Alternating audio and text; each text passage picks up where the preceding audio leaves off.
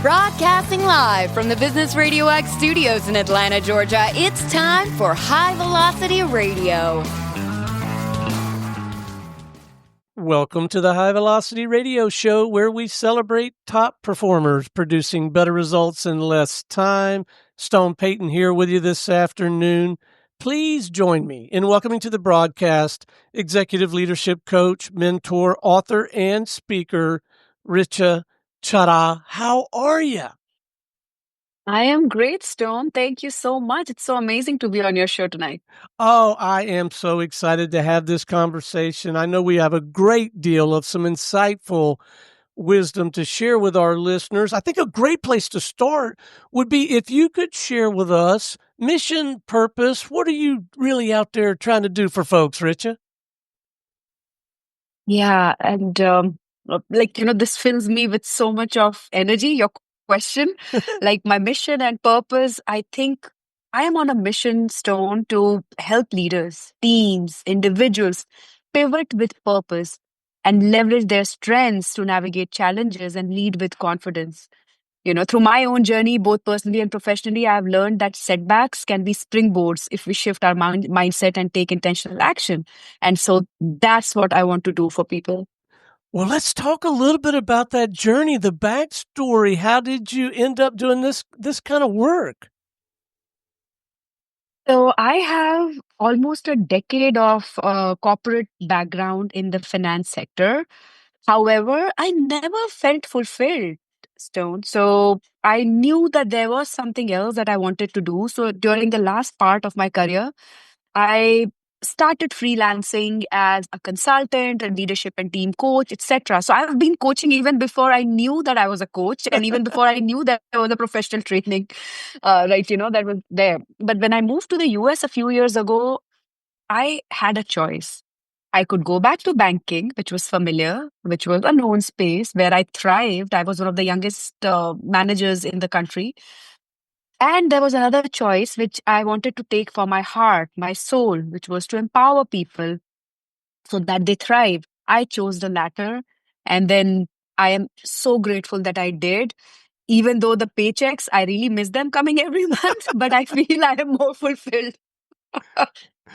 So, yeah, what was that transition like in the early going? It had to be a little bit intimidating, a little bit scary going out. Now you're becoming a practitioner out in the wild and you're running a business, yeah? Yeah. So I think the same things that I said in the beginning, the mindset shifts, right? So, like I used to think that leadership was all about expertise and strategy until I coached people, and I just thought I have to get my feet wet. I have to throw myself in the waters out there. So I coached people. I was like, I had imposter thoughts. I still do sometimes, but then that doesn't mean I'm not enough. Right. So, people usually look for insights, perspectives, real talk, and imposter syndrome usually thrives in silence. The moment I started owning my voice, my value, it started to fade for me. So engaging in this kind of work, serving other people, helping them make these mindset shifts, concurrently, you're growing as well the whole time, right? Exactly. And, I am a global mentor, I am a coach, and I believe that through each person I coach, I mentor, they grow and I grow alongside them. So each interaction is a learning, a growth curve for me. Yeah. And you do make a distinction, if I remember from our previous conversation, that you do make quite a distinction between coaching and mentoring, don't you? I do. And, a mentor, they once told me, here's what I did, Richa, when I was in your shoes. However, my coach asked, what do you think is the best path for you? That's the difference, Stone. Mentors share their experience to guide you, while coaches, they hold space for you to uncover your own solutions because they know you are whole, complete, and resourceful. While both are invaluable, but coaching is where the real transformation happens because you become the expert of your own journey. So this idea of helping to facilitate a mindset shift for folks so that they can do more and do better and produce better results in less time. It sounds It sounds exciting. It sounds like incredibly rewarding work, but talk about the work itself, the mechanism. I mean, how do you help someone shift and maybe even define mindset, but how do you help them shift and change that mindset? As I said before, like it's not only about when you make those pivots or when you are forced to work on your mindset. It's also about how can you leverage what you already have. So that's what I do. When I moved from India to the US and later from corporate to coaching, I felt like I was starting from scratch, Stone. But looking back, I wasn't. The ability to manage teams, communicate effectively, thinking strategically, all of those skills traveled with me. And what was my biggest lesson? That I evolved my skills with myself only if I let them. So the key is to stop focusing on job titles or anything that's holding you back and to start recognizing the value of what we already have and what we already bring to the table. So that is a big mindset shift altogether. That's what I help people do. Help them leverage what they already have into navigating anything unknown or the challenges that they see in the future. You must be incredibly gifted, skilled at asking the right questions for someone to sort of find their own way. That's well, and you've got all this experience and probably some formal training in this regard, don't you? I do. I do. So I am an organizational psychologist. In fact, I am still pursuing my second master's. I am an MBA and my corporate background. So I have a lot of practical experience. But now I'm also pursuing my MS in org psychology from the University of Pennsylvania. And then I'm also a professional certified coach and a credentialed team coach by the International Coaching Federation. So a bunch of experience, a bunch of training. I love psychology. And so my approach is science backed, wherein I also bring in my experience, my wisdom, etc., to meet you exactly where you are. So, did you jump into the world of professional speaking in much the same manner, like with all fours, as my dad would say? And if so, I mean, surely, I mean, was that a little scary at first too? No, in fact, Huh. it felt natural because I've been doing it my entire student life. And, I felt like I lost a piece of myself when I stopped being on the stage, when I gave up the mic, because, the corporate rat took everything from me. And then it was just about, okay, how to survive one day. It was immensely, it did burn me out a lot, the corporate. So, but when I moved into what nourished my soul, which is org psychology, which is coaching, which is empowering others, I got all of what made me feel alive, which was writing. I am a published author. I co-authored my first book in last year, and then we got it published in November. I am a speaker because these are all the things that come naturally to me. So it wasn't scary at all. It felt like I came back home. Oh, you got to tell us more about this book. I'm interested in the content. I definitely would like to hear the content, how it was structured, but also just the process of taking your ideas and committing them to paper. What was that like? Oh, it was, I think, a journey of self-revelation. So the book Hmm. is about compassion fatigue. It's called Relit and it's available on Amazon and other platforms, etc. But so we authors, we came together to share our perspectives on compassion fatigue, how we navigated through it, and to provide the readers some practical insights on how they can navigate their path out of compassion fatigue and caregiver burnout. And we think that it is only with people who are taking care of elderly or sick family members, etc., but it is very much prevalent in the corporate as well. So, just to narrate a quick anecdote, I once coached a nonprofit leader who was deeply passionate about her work, like deeply passionate, but she was exhausted beyond belief. She felt guilty taking breaks because there's always more to do, Richa. How can I take a break? But here's the truth, Stone. Like, you can't pour from an empty cup, can you? Like, sustainable leadership means recognizing that rest is not a reward, it's a requirement. So, leaders need to give themselves permission to recharge so that they can keep showing up for others.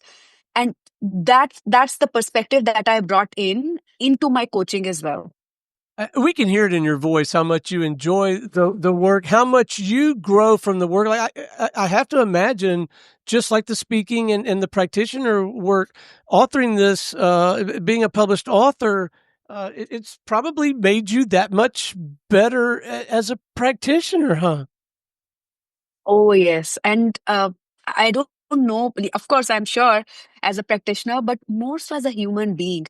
I find myself to be like grounded more. I find myself to be connecting more authentically with people and to have much deeper connections than I used to before. So, all of this has changed me tremendously, and I'm grateful for this journey. I'm sure every client is distinct and different, and with varying challenges or things that they want to work on. But I'm interested if you see any patterns, some things that crop up more often than others. And I want to go back to something you mentioned earlier and get a little more depth on this because I've heard the phrase imposter syndrome. Mm. Yeah, and I think this is one of the most common things. So I think high achievers having imposter thoughts are usually the kind of clients I attract alongside people who want to build an executive presence. So I'll quickly speak to both. So and why I can speak to it so intentionally is because like I have walked into boardrooms full of senior executives, like heart pounding, convinced I wasn't experienced enough. Like, as I mentioned, I was the youngest leader in my last organization in the country, managing a team of 15 people, of which half of them were like at least 5 or 10 years older than I was. So I had those imposter thoughts. I'm like, aren't these people more experienced to be in my shoes? But, halfway through all of those conversations, I would start to feel like, no, there is a reason why I am where I am. And I started owning my value, my voice. And that's what I coach people on when they come to me with self doubt, imposter thoughts. And the second thing, which I talked about, executive presence, a lot of people come to me, they're like, I don't think I have that in my voice where people would listen to me.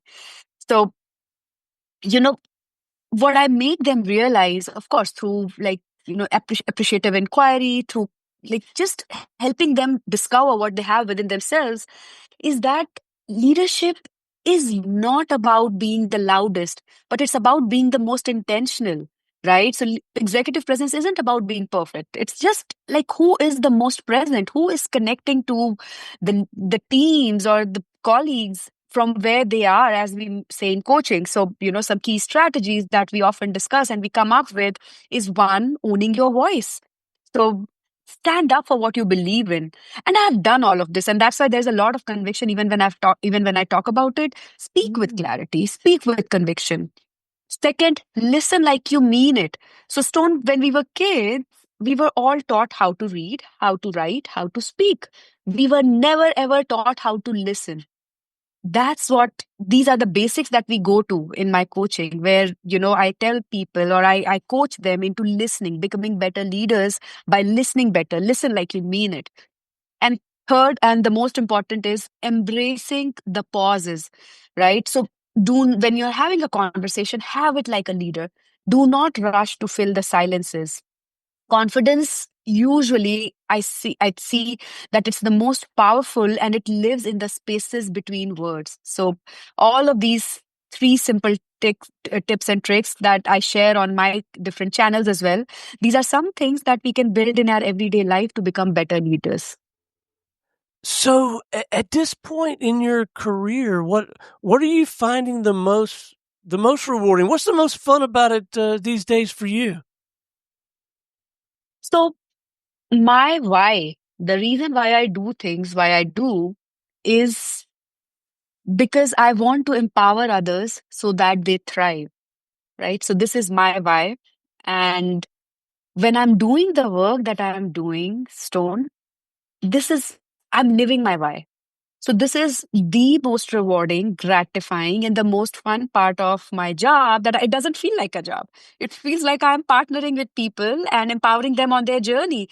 In return, empowering myself as a coach, as a partner, as a thinking partner. So everything about it is fun. I'm working on my second book. I'm constantly like speaking at conferences. I'm constantly engaging with people, meeting new people, networking. I'm on the executive board of International Coaching Federation San Francisco chapter. That makes it so much fun when I'm doing, and all of it is pro bono, like the ICF chapter work, etc. But the hours that we put into it and the reward, the impact that we see, oh my God, it's amazing. It's beautiful. And it strikes me, or I've come to believe, that so much of what you're describing here actually has a great deal of solid foundation in science. I mean, there's some real science behind a great deal of this, isn't there? Yeah. And a mentor once told me that resilience isn't about bouncing back, it's about bouncing forward. And that stuck with me, Stone. So, the toughest moments in my life, whether it was adapting to a new country, dealing with personal loss, health issues, or starting over in my career when I was already doing so well, it wasn't just about surviving. All of those things were about growing. And science backs this up. Resilience is built through mindset, emotional regulation, strong relationships, and staying connected to a purpose bigger than yourself. So, I have been a sciencey throughout my life. Like I'm a graduate in zoology, then I Wow. have an MBA, and then I have organizational psychology, second master's. So everything that I do is science backed, and I am a big fan of these frameworks that tell me how human mind is so powerful and how can we make it work for our benefit. I suspect it's so important for someone in your profession to eat their own cooking. I think my mom would say, in that you have to be like a model for some of these behaviors. What I'm getting at, I'm trying to get my arms around the depth of trust that you must have to cultivate, whether you're in a group environment or with an individual, to get some of this truly meaningful work done. You really have to build a great deal of trust, and fairly rapidly, don't you? Yeah. And I think a lot of it comes from me being authentic, me Mm. being vulnerable. I do not shy away from talking about how, as I mentioned in our talk before, like how imposter thoughts still sometimes haunt me. And that's okay. We're all human beings. And, so leaving a stable corporate career to start my coaching and consulting practice was one of the scariest things I've done. From there was no safety net whatsoever, no clear roadmap, just a deep belief that this was the work I was meant to do. Looking back, I see that every job, every challenge, every moment of doubt prepared me for this. And your career is anyway never a straight path. It's a series of pivots. And the magic happens when you start trusting yourself to make the leap. That's what I did. And that's where people see the authenticity into what I bring on the table. And that's where they trust me to be their thought partner or their coach. Yeah. All right, I'm going to change the direction of the conversation for a moment, Mhm. if I might, because I am genuinely interested, and I think our listeners will be as well. Hobbies, interests, pursuits, passions outside the scope of your coaching and speaking work? Oh my God. I am a big adventurer. Ah, And I am supported by my husband in this. So both of us are big foodies, big adventurers. So we've traveled to 6 continents in the world. We've traveled to more than 28, 30, I think 28 states. We are on to our 29th and 30th tomorrow. 28 states in the United States. And wherever we go, we travel like a local. We live with mm. locals. We eat local food. So all of these things, they kind of feed into my passion. That's what I love about my life, that I get to do whatever I want from wherever I want. I'll bet that you are a marvelous participant, but also a terrific observer when you immerse yourself in these different cultures, and you get the full enjoyment of that activity. But I got to believe it strengthens you as a practitioner when you come back to the job. Exactly. Absolutely. So, when I was back in my country, we used to travel still there, I mean, a lot. But when I moved to the US, Stone, interacted with people, and my first home was MIT, right? So, there, my husband was an MIT student, and we moved straight from India to Boston. And I interacted with folks from around the world. And then I realized that it's not about me. My problems are like, not even like a dust particle in this universe. And people are grappling with such bigger things. So that broadened my perspectives, my horizons. And I began to be more empathetic towards others. And I started to realize that in this world, everything is not about me. We tend to make ourselves so much big and more important than we are in our worlds, in our lives. But trust me, we are nothing as compared to when we see others and their problems and their situations. So I think every interaction that I have with anyone or that I've had has fed into me growing and evolving into the person that I am today. And I'm sure that process is still ongoing. You mentioned working on your next book. What else is next for you? I mean, you've already done so much, but what's on the horizon for you in the coming months, you think? Yeah, so I'm working on my next book for sure. And then I'm also working on creating programs, sort of like customized workshops for high achievers battling with imposter, for people to develop their EQ. And that is something which I'm very, very passionate about. We believe that, and there's so much of importance given to IQ in our cultures, in our societies. We believe intelligence is everything. But research shows that 70% of all individuals who have succeeded, they have lesser IQ than the remaining 30%. Yet they succeeded because they had a better EQ. And we don't talk about it, how much it's important for us to have it in our lives, to develop it. And it's not like, you have to be born with it. You can totally develop it. It's a skill that you can work on and you can hone on. So I'm working on developing that program. And then, of course, my master's is still ongoing. So I travel to Philly quite often. I'm traveling later this month for my spring course. So all of these exciting things. And when I speak about it, I think I'm filled with even more enthusiasm. Well, you certainly have a lot going on, and I got to tell you, I find it encouraging that this EQ is something that one can work on to improve. You're not just dealing with the hand you were dealt, let's say. Exactly, exactly. And that's important for people to know. Well, listen, before we wrap, I would love to leave our listeners with a pro tip for producing better results in less time, or connected to any of what we've briefly talked about here. And look, gang, the number one pro tip I have for you is if any of this strikes a chord with you and causes some initial interest, and I'm sure it does, reach out and connect with Richa. But between now and then, let's leave them with a little piece of wisdom, Richa. This piece of wisdom stone is more like a question. And I would love for our listeners to reflect on this. And if they want, I'm happy to like talk to them and just listen to their reflections, right? And my question is, if you had to pivot today, how would you leverage your experiences to move forward with purpose? What a fantastic question to be reflecting on. All right, what's the best way for our listeners to tap into your work, get their hands and their eyes on these books that you're writing and the work that you're doing, website, LinkedIn, whatever you feel like is appropriate? So, there are several ways to get in touch with me.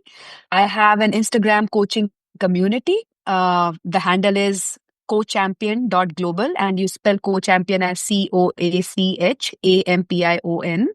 So coachampion.global is my Instagram coaching community handle. I am on LinkedIn as Richa Chadha PCC ACTC. And then my website is coachampion.com, COACHAMPION. So yeah, and there are links on my website where you can book a call with me, where you can send me a message, and on LinkedIn as well. If you want me to reflect with you on your question or you have something to share with me, I would love to partner with you. Richa, it has been an absolute delight visiting with you this afternoon. Thank you for your insight, your perspective, your enthusiasm, and the work that you're doing to impact so many. Keep up the good work, and thank you again for investing your time and energy with us this afternoon. Thank you, Stone. It's been an honor being on your show and connecting with your listeners. You are such a delight to talk to. Thank you so much. My pleasure. All right, until next time, this is Stone Payton for our guest today, Richa Chadha, and everyone here at the Business Radio X family saying we'll see you in the fast lane.